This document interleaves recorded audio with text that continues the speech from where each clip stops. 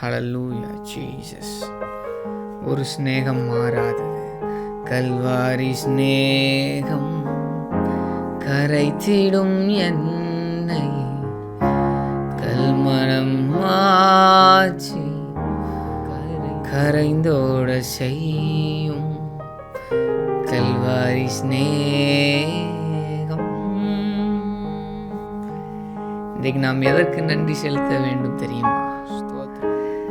எபேசியர் 1:7 இப்படியாக சொல்கிறது, அவருடைய கிருபையின் ஐஸ்வரியத்தின்படியே இவருடைய இரத்தத்தினாலே பாவ மன்னிப்பாகிய மீட்பு இவருக்குள் நமக்கு உண்டாயிருக்கிறது. கொலோசையர் 1:14 இதையே வலியுறுத்துகிறது. கொலோசையர் 2:13 இப்படியே சொல்கிறது, உங்கள் பாவங்களினாலேயும் உங்கள் மாம்ச விருத்த சேதனம் இல்லாமையினாலேயும் மரித்தவர்களாயிருந்த உங்களையும் அவரோடே கூட உயிர்ப்பித்து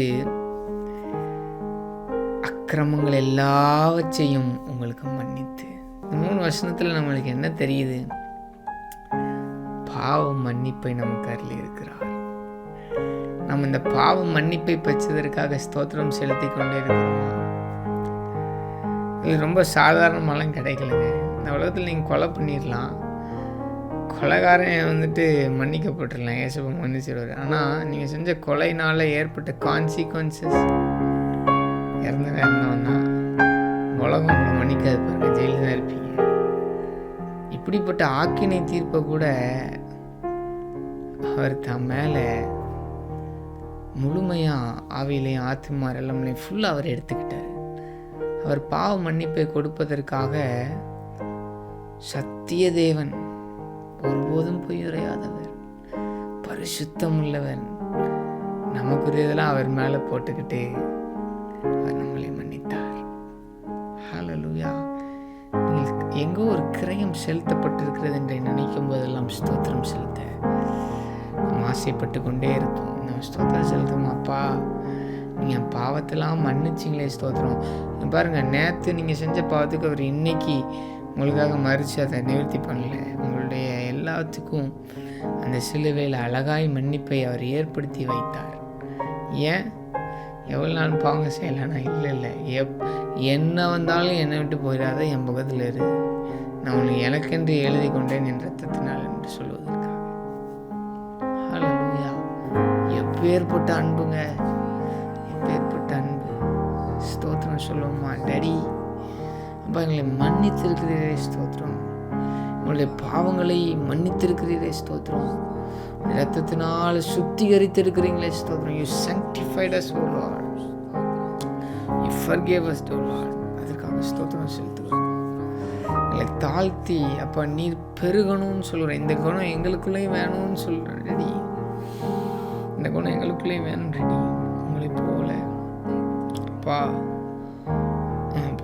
உண்மை போல் நாங்கள் மன்னிப்பதற்கு, இந்த உலகை மறுரூபப்படுத்துவதற்கு உதவி செய்யுங்க. மன்னிப்புக்காக ஸ்தோத்திரம் செலுத்துகிறோம். மன்னிப்பு இல்லைன்னா எங்களுடைய வாழ்வு அது ஜீவனச்சதுப்பா. அந்த வாழ்வை கொடுத்ததற்காக ஸ்தோத்திரம். இயேசு மூலமே ஆமென். எத்தனை பேருக்கு இந்த பாட்டு தெரியும்? எங்களோட சேர்ந்து பாடுவீங்களா? நாம் மன்னிப்பதற்கும் அழைக்கப்பட்டிருக்கிறோம். பிதா எப்படி இருக்கிறாரோ அப்படியே பிள்ளைகளாகி நாமும் இருப்பதற்கு அழைக்கப்பட்டிருக்கிறோம். உலகம் முழுசும் எந்த கிரட்ஜுமே, அந்த ஒரு கில்ட்டே இருக்காது பாருங்க. மன்னிப்புன்ற ஒரு விஷயம் பிரதானமாக இருந்தால் நம்ம ஏன் இயேசுப்பாவால் மன்னிக்க கூடாது? சேர்ந்து பாடலாமா? இருண்டதோர் வாழ்வில் இன்னமும் வாழ்வோர், இனியாவதுவும் திருமுகம் காண. இருண்டதோர் வாழ்வில் இன்னமும் வாழ்வோர், இனியாவதுவும் திருமுகம் காண. நாதாவும் ஸ்நேகம் பெருகட்டும் என்னில், நாதாவும் ஸ்நேகம் பெருகட்டும் என்னில். கேட்போமா? என்னை காணுவோர் உம்மை காணட்டும், கல்வாரி ஸ்நேகம்.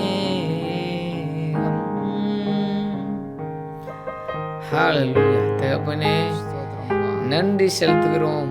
நீர் எங்களை மன்னித்ததற்காக ஸ்தோத்திரம். எங்களை உம்மோடு ஒப்புரவாக்கி கொண்டதற்காக ஸ்தோத்திரம். உங்களை தயவினால் எங்களை மீட்டெடுத்திருக்கிறீர் ஸ்தோத்திரம். இந்த மன்னிப்பு அப்பா, இட் இஸ் ஃபார் எவர். அதற்காக நன்றி செலுத்துகிறோம், எங்களை தாழ்த்துகிறோம். இயேசுவின் ஜெபிக்கிறோம் நல்ல தகப்பனே, ஆமென். தேங்க்யூ. மன்னிக்க பெற்றோம், மன்னிப்போம். பூமி மறுரூபமாகட்டும். ஹல்லேலூயா. உறவுகள் மறுரூபமாகட்டும். God bless you.